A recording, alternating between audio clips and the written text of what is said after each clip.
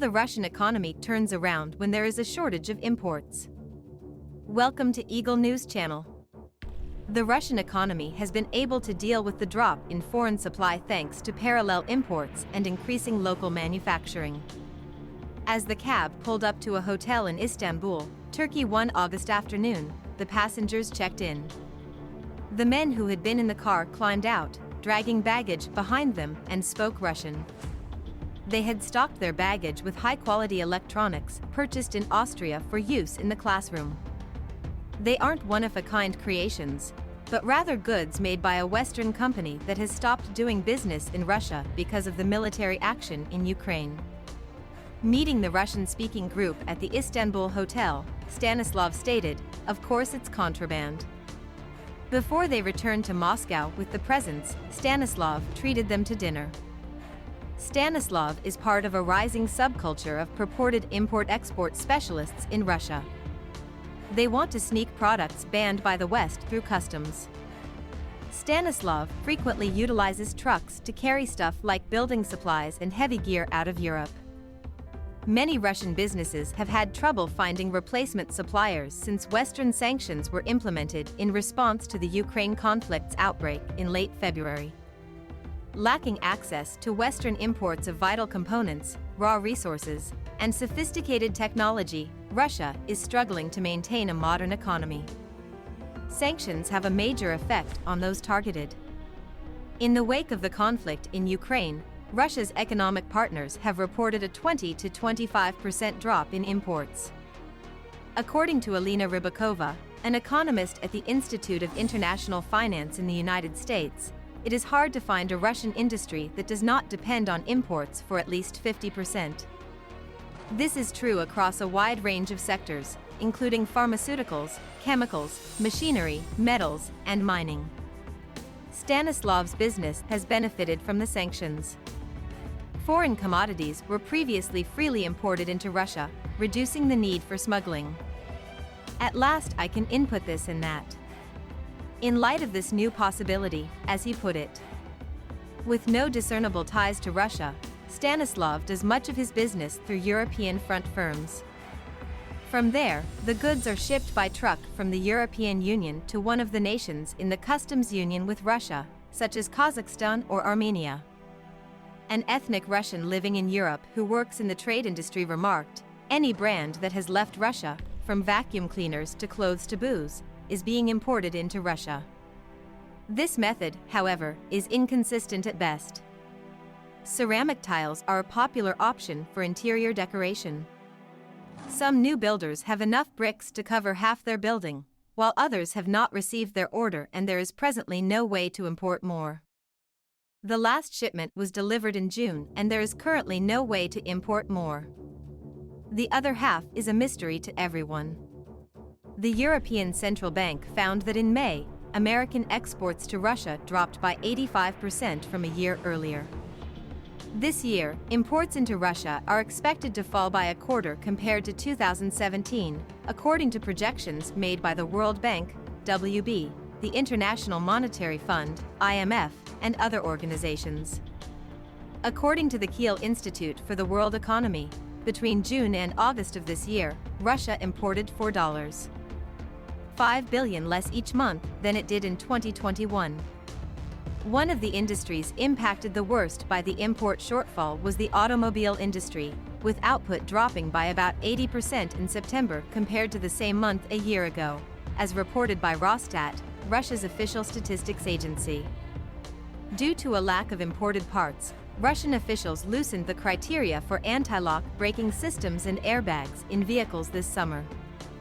Only 14 automakers remain in Russia. The majority are Chinese brands, however there are a few homegrown options, notably Lada.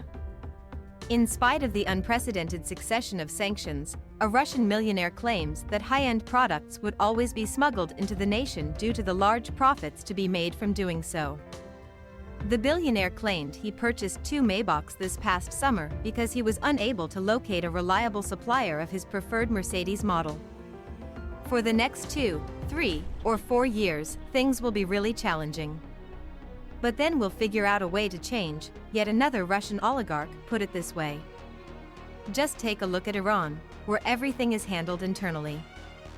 They have their own supply network and can source replacement parts on the illegal market if necessary. Whatever they set their minds to, they can achieve. The two of us are gaining knowledge as well. Modify and continue to exist.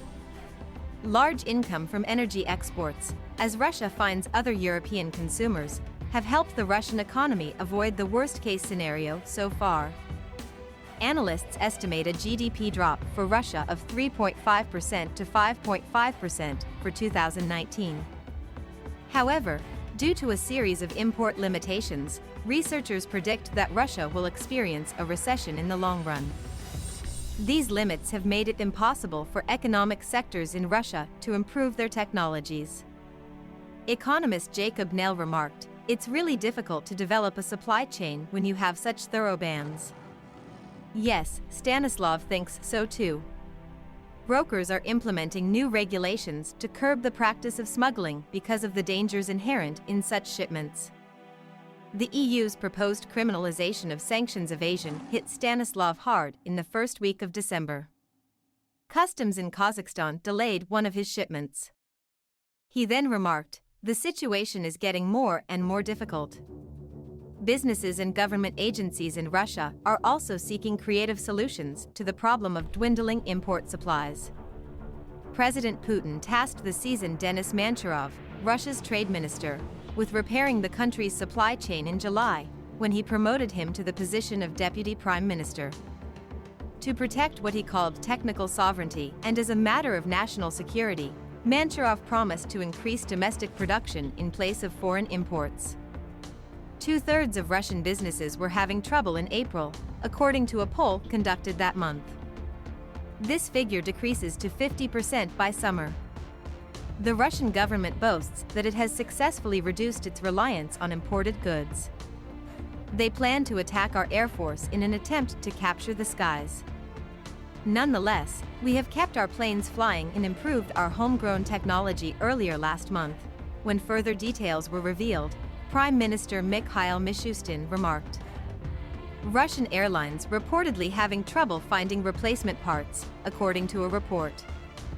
The Russian government has intervened in the market by making parallel imports, or imports of foreign products that are identical to domestic ones, lawful.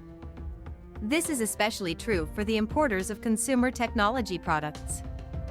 With this rule in place, it is possible to import a large variety of Western products without the permission of the manufacturers.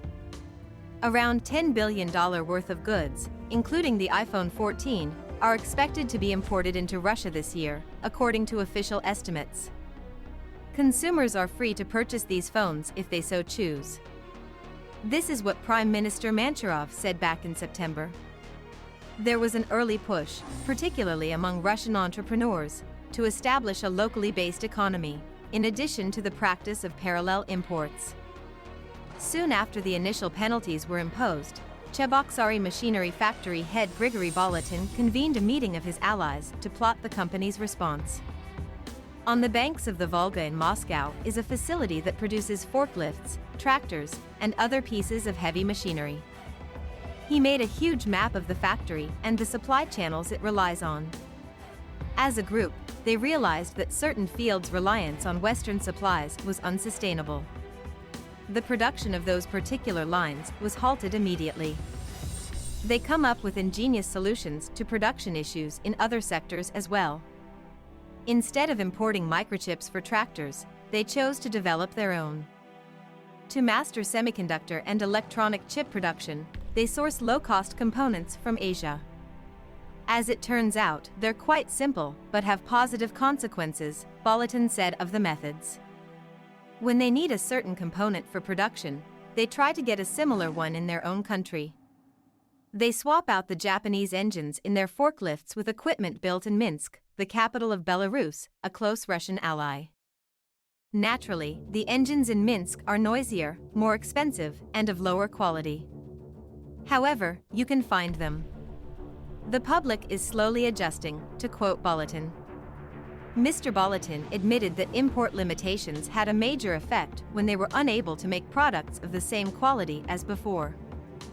He admitted that, "We may not be able to make things with the same technology as the West," but claimed this was of little concern to Russian consumers. Support the channel by like and share the video. Don't forget to press the subscribe button and the bell to receive the latest news. Thank you for watching.